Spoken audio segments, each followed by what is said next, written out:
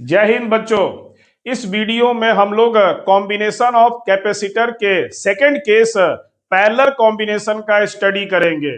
Last video में हम लोगों ने सीरीज कॉम्बिनेशन का स्टडी किया था, जिसका दो कॉन्सेप्ट याद रखिए। पहला, सीरीज कॉम्बिनेशन में प्लेटों पर जो चार्ज होता है वो सेम होता है, बट प्लेटों के बीच का जो पोटेंशियल डिफरेंस होता है वो अलग अलग होता है आपका। और फार्मूला आया था 1/CS is equal to 1/C1 plus 1/C2 plus 1/C3। यानी कि सीरीज कॉम्बिनेशन में जो इक्विवेलेंट रजिस्टर कैपेसिटेंस मिलेगा वो सबसे मिनिमम मिलेगा। क्लियर?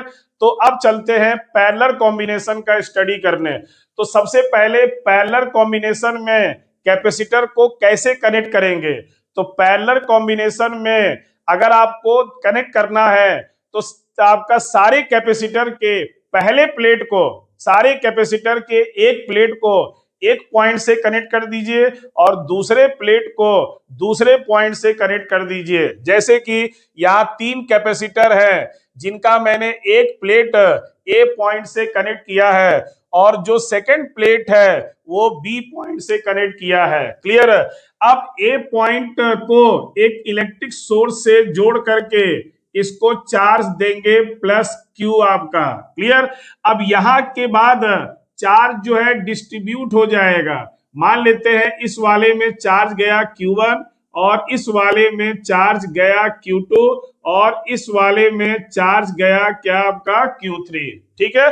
अब और क्या बोलिए, बी वाले का तो इसके प्लेट पर पॉजिटिव चार्ज आएगा प्लस Q1, इसके अंदर वाले प्लेट पर आएगा आपका -Q2 और बाहर वाला जो प्लस Q1 है वो अर्थ में मौजूद इलेक्ट्रॉन से कैंसिल हो जाएगा। इसी तरह से सेकंड कैपेसिटर के पहले प्लेट पर +Q2 और सेकंड प्लेट के अंदर -Q2 आपका, बाहर का जो +Q2 है वो अर्थ में कैंसिल हो जाएगा।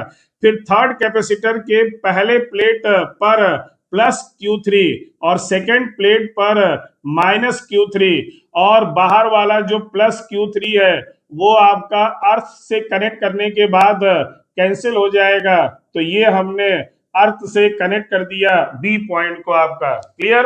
अब सारे कैपेसिटर के प्लेट्स के बीच का जो पोटेंशियल डिफरेंस है वो सेम रहेगा। तो देयरफॉर पैरेलल कॉम्बिनेशन में कॉन्सेप्ट ये मिला कि प्लेटों पर जो चार्ज है वो डिफरेंट है इस बार। क्लियर? प्लेटों पर जो चार्ज है वो डिफरेंट है और प्लेट्स के बीच का जो पोटेंशियल डिफरेंस है वो हमारा क्या आपका है, सेम है आपका। क्लियर? तो पैरेलल कॉम्बिनेशन में चार्ज डिफरेंट होता है but potential difference between two plates वो सेम होता है सबके लिए। क्लियर? चलिए तो आप लगाते हैं फार्मूला। तो फार्मूला वही यूज करेंगे, capacitance of capacitor is equal to किसी एक प्लेट को दिए गए चार्ज और दोनों प्लेटों के बीच पोटेंशियल डिफरेंस के रेशियो के बराबर होता है। कैपेसिटेंस ऑफ कैपेसिटर किसी एक प्लेट को दिए गए चार्ज और दोनों प्लेटों के बीच पोटेंशियल डिफरेंस के रेशियो के बराबर होता है। अब इस कॉम्बिनेशन में Q डिफरेंट है तो इस फार्मूले से हम लोग Q की वैल्यू निकालेंगे। तो Q इज इक्वल टू आएगा CV। अब इसको तीनों पर अप्लाई करेंगे। ठीक? चलिए तो फॉर फर्स्ट कैपेसिटर पर इस फार्मूले को अप्लाई करने जा रहे हैं। तो Q1 is equal to C1 into V।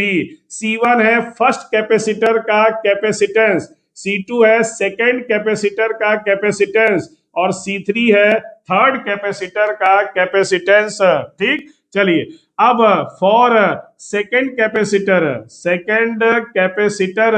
पर लगाएंगे तो Q2 बराबर C2 इंटू V। अब लगाएंगे थर्ड कैपेसिटर के लिए। तो फॉर थर्ड कैपेसिटर पर लगाएंगे तो Q3 बराबर C3 इंटू V आएगा आपका। क्लियर? अब ड्यू टू चार्ज कंजर्वेशन जितना चार्ज आपने दिया है वही चार्ज इन तीनों में डिस्ट्रीब्यूट होगा। तो therefore Q is equal to Q1 plus Q2 plus Q3। तो टोटल चार्ज हो जाएगा इक्विवेलेंट कैपेसिटेंस इंटू V। तो therefore Cp into V, Q1 की वैल्यू है C1V, Q2 की वैल्यू है C2V एंड Q3 की वैल्यू है C3V।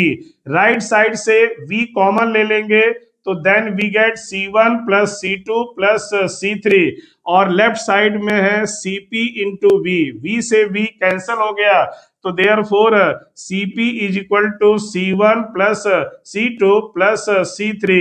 ये रहा आपका पैरेलल कॉम्बिनेशन में इक्विवेलेंट कैपेसिटेंस का formula C1 plus C2 plus C3।